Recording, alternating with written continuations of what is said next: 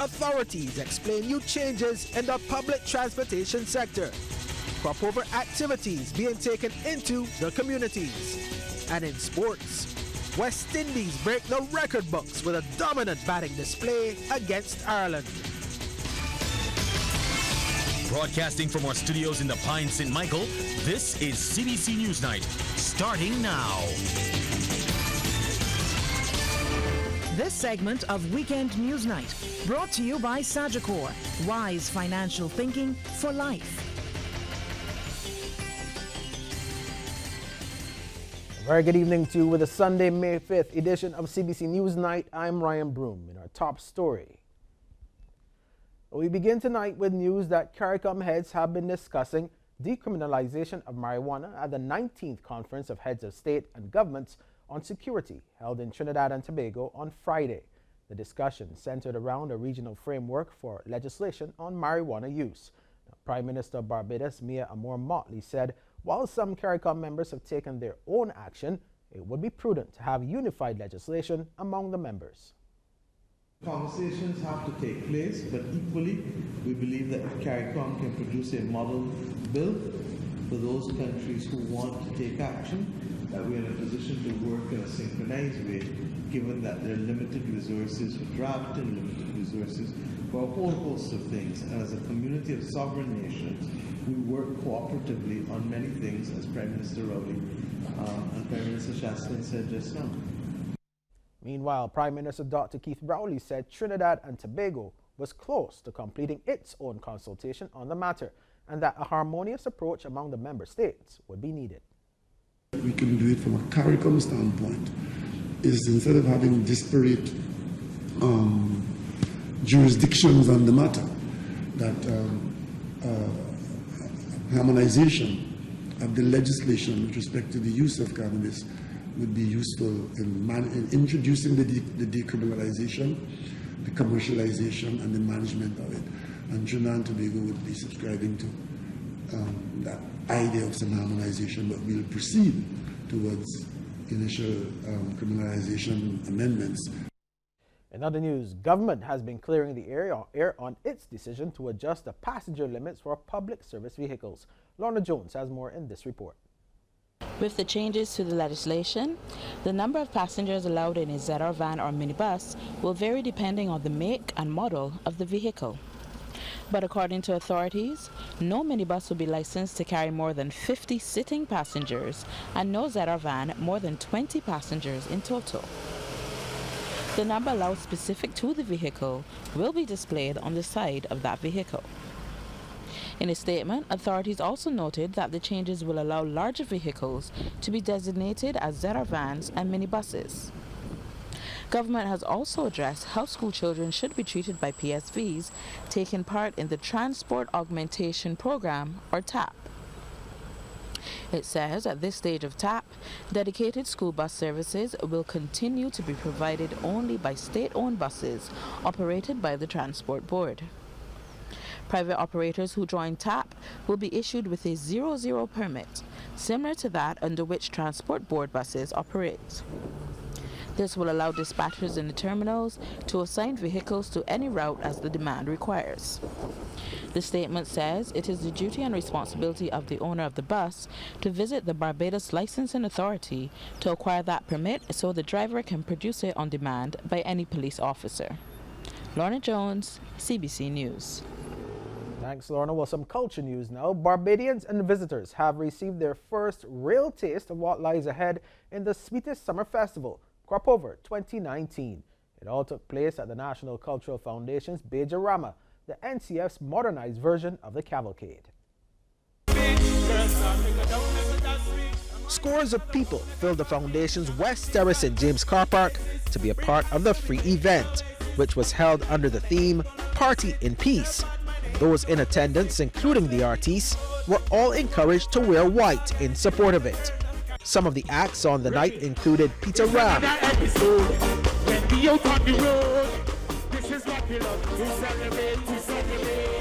Hypersounds,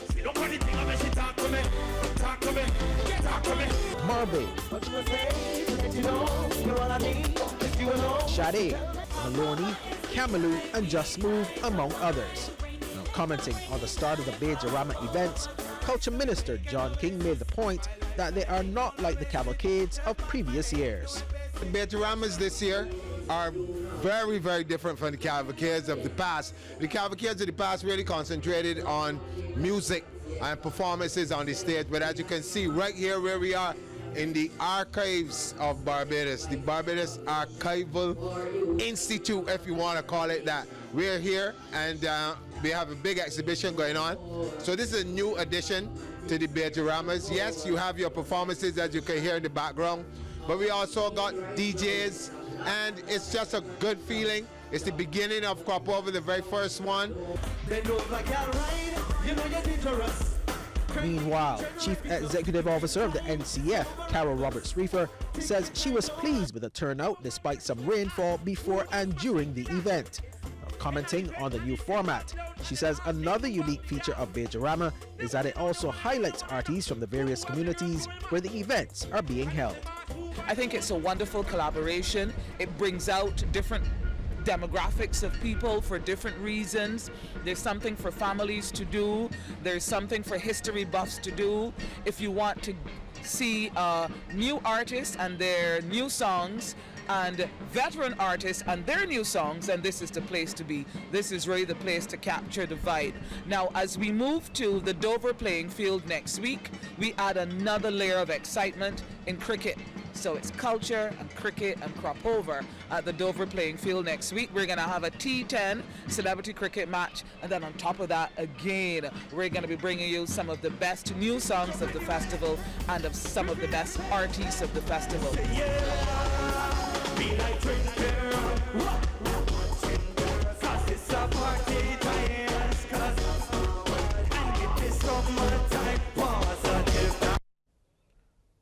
News from the energy sector now. Consumers will pay more for gasoline, but less for kerosene and liquefied petroleum gas or bottled gas from midnight tonight. This latest adjustment will see the price of gas increase by 6 cents, moving from $3.82 to $3.88 per liter. However, the price of diesel will remain unchanged. The price of kerosene will drop by 1 cent, moving to $1.41 per liter. Similarly, consumers will pay less for bottled gas. The price of the 100-pound cylinder drops by $13.47, so people will now pay $149.60. And the 25-pound cylinder will now be sold at $42.50, a decrease of $3.37. The cost of the 22-pound cylinder will drop to $37.56, a reduction of $2.97. And the 20-pound cylinder will retail at $34.15, a decrease of $2.69. Well, management of the Barbados Dance Theatre says it intends to press on with its work in spite of a fire which destroyed the operations center early yesterday morning. The blaze at the building which housed the theatre along Bishop Court Hill, St. Michael, occurred around 6:30. Another nearby building was also extensively damaged. Public Relations Officer Jackie Wilshire says it is a very emotional time for all those involved in the theatre, which only a year ago celebrated its 50th anniversary as a leading dance center and company.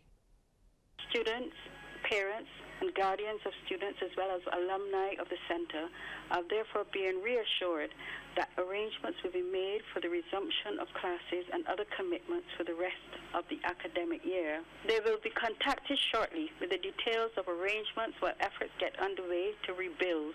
While over 40 years of acquisition was lost in the wake of this morning's fire, the BDTC commitment to dance, its students, alumni, and the development of the art form in Barbados lives on.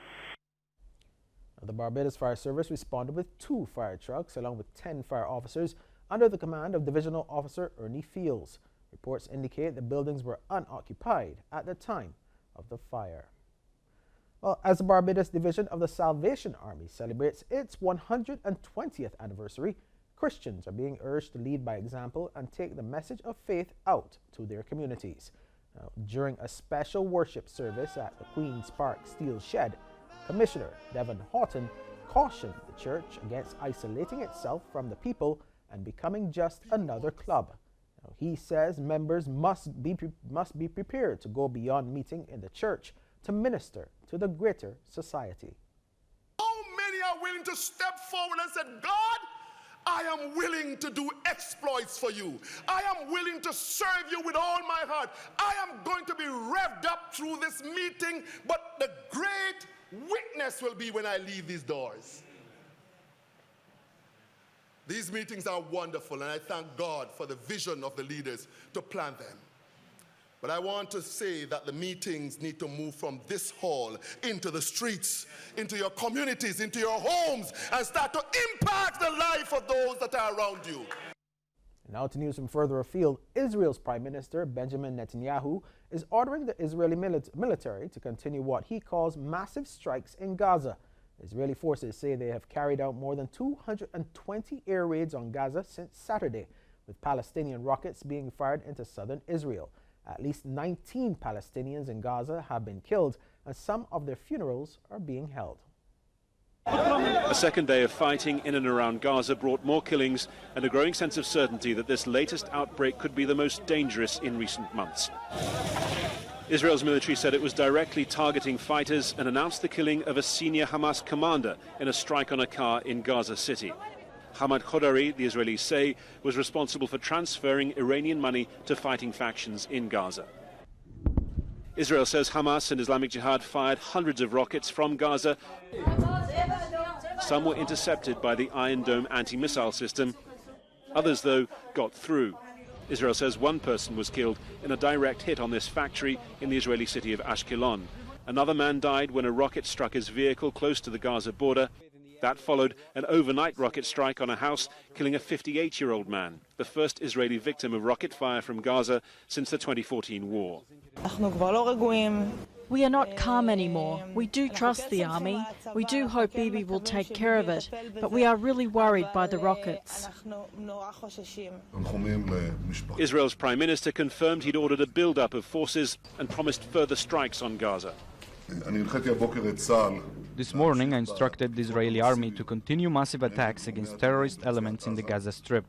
I also ordered the reinforcement of the units around the Gaza Strip with armor, artillery and infantry. Hamas bears the responsibility not only for its own attacks and actions, but also for the actions of Islamic Jihad, and it is paying a very heavy price for this. The youngest Palestinian victim of this latest round of violence was buried on Sunday.